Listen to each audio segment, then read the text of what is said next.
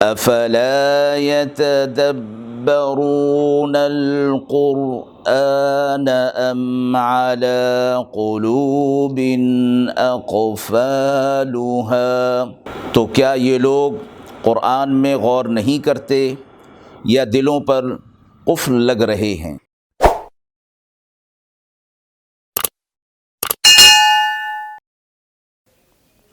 بسم اللہ الرحمن الرحیم۔ السلام علیکم ورحمۃ اللہ۔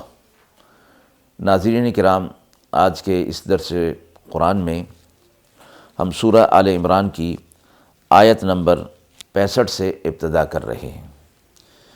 اعوذ باللہ من الشیطان الرجیم، بسم اللہ الرحمن الرحیم۔ يا أهل الكتاب لم تحاجون في إبراهيم وما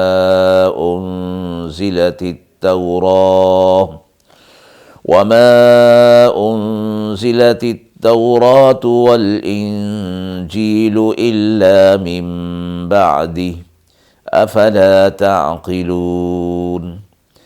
ها أنتم هؤلاء حاججتم فيما لكم به علم فلم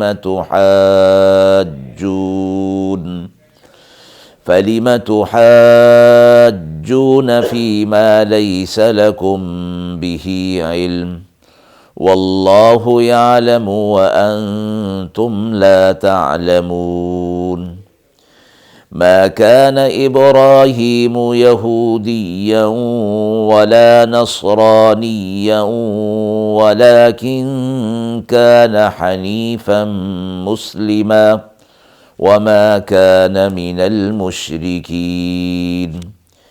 إن أولى الناس بإبراهيم للذين اتبعوه وهذا النبي والذين آمنوا والله ولي المؤمنين۔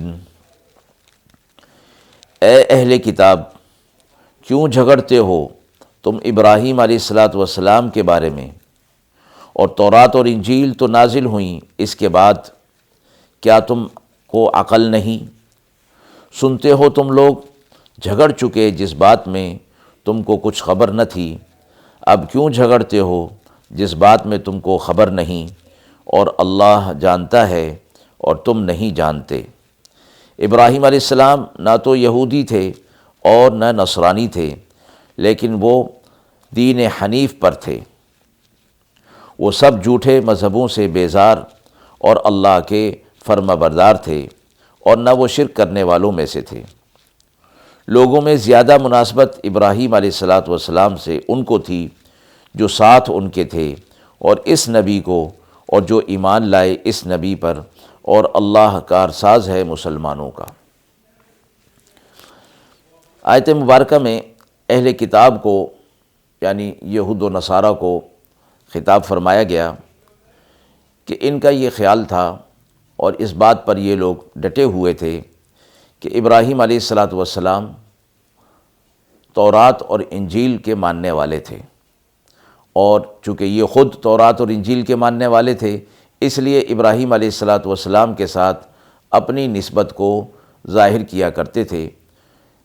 یہ بات بھی ہے کہ ابراہیم علیہ السلام کی بزرگی اور ان کا برگزیدہ ہونا اہل کتاب کی نظر میں بھی مسلم تھا، اس لحاظ سے یہ لوگ اپنی نسبت ان کی طرف کیا کرتے تھے۔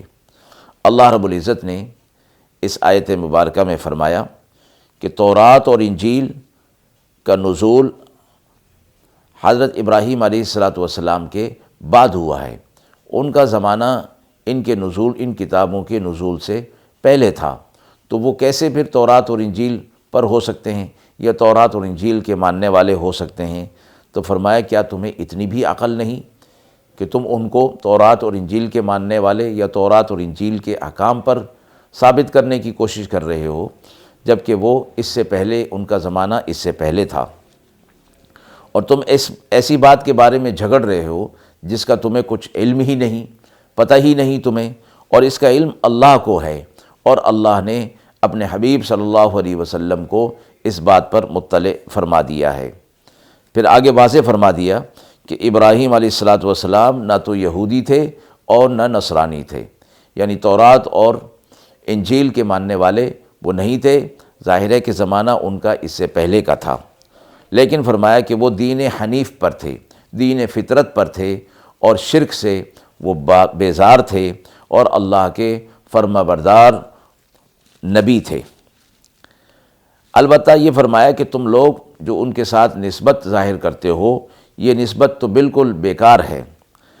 ابراہیم علیہ السلام کے ساتھ نسبت اور تعلق صرف انہی لوگوں کو ہے، اور اس وقت جو تھا ان لوگوں کو جو ان پر ایمان لائے تھے، اور اس وقت نسبت ان کو اس نبی یعنی حبیب صلی اللہ علیہ وسلم اور اہل ایمان کو ہے، چونکہ آپ صلی اللہ علیہ وسلم کے جد امجد حضرت ابراہیم علیہ السلام تھے، اور آپ صلی اللہ علیہ وسلم اسی نسل میں سے ہیں۔ اس لحاظ سے آپ صلی اللہ علیہ وسلم کی نسبت اور آپ صلی اللہ علیہ وسلم پر ایمان لانے والوں کی نسبت حضرت ابراہیم علیہ السلام کے نزدیک زیادہ مسلم ہے بنسبت اہل کتاب کے۔ یہی بات ان آیات کے اندر فرمائی گئی۔ واللہ ولی المؤمنین، اللہ مسلمانوں کا کارساز ہے، ان کا کام بنانے والا ہے۔ وَدَّت طَّائِفَةٌ مِّنْ أَهْلِ الْكِتَابِ لَوْ يُضِلُّونَكُمْ وَمَا يُضِلُّونَ إِلَّا أَنفُسَهُمْ وَمَا يَشْعُرُونَ يَا أَهْلَ الْكِتَابِ لِمَ تَكْفُرُونَ بِآيَاتِ اللَّهِ وَأَنْتُمْ تَشْهَدُونَ يَا أَهْلَ الْكِتَابِ لِمَ تَلْبِسُونَ الْحَقَّ بِالْبَاطِلِ وَتَكْتُمُونَ الْحَقَّ وَأَنْتُمْ تَعْلَمُونَ۔ بعض اہل کتاب کی یہ آرزو ہے کہ کسی طرح اہل ایمان کو گمراہ کر دیں، اور وہ اپنے آپ کو گمراہ کرتے ہیں مگر اس کا وہ شعور نہیں رکھتے۔ اے اہل کتاب، کیوں انکار کرتے ہو اللہ کے کلام کا اور تم تو قائل ہو؟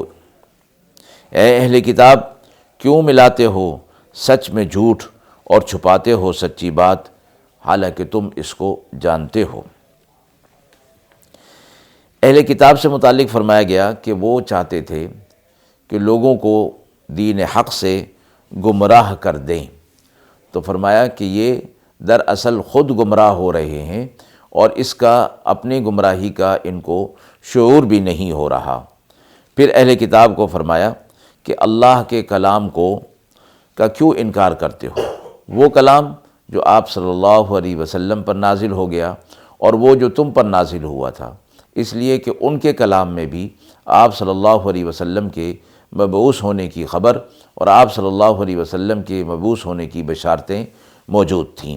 تو اس حوالے سے فرمایا گیا کہ تم تو اپنے کلام کے تو قائل ہو کہ ہمارا یہ کلام اللہ کی طرف سے نازل کردہ ہے، تو پھر اس میں جو بات حق ہے اور اس کی تصدیق یہ قرآن اور یہ رسول صلی اللہ علیہ وسلم بھی کر رہے ہیں، تو تم اس کا انکار کیوں کرتے ہو؟ پھر فرمایا اہل کتاب، کیوں ملاتے ہو سچ میں جھوٹ؟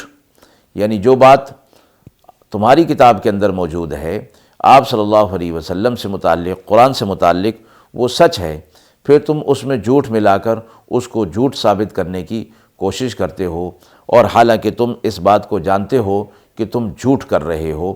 تو اس طرح نہیں ہونا چاہیے۔ آپ صلی اللہ علیہ وسلم کے سامنے یہ بات بھی قرآنی آیات کے ذریعے سے معلوم ہو گئی کہ یہ لوگ سچ کو جھوٹ کے ساتھ ملا کر لوگوں کو گمراہ کرنے کی کوشش کر رہے ہیں۔ وآخر دعوانا ان الحمد للہ رب العالمین۔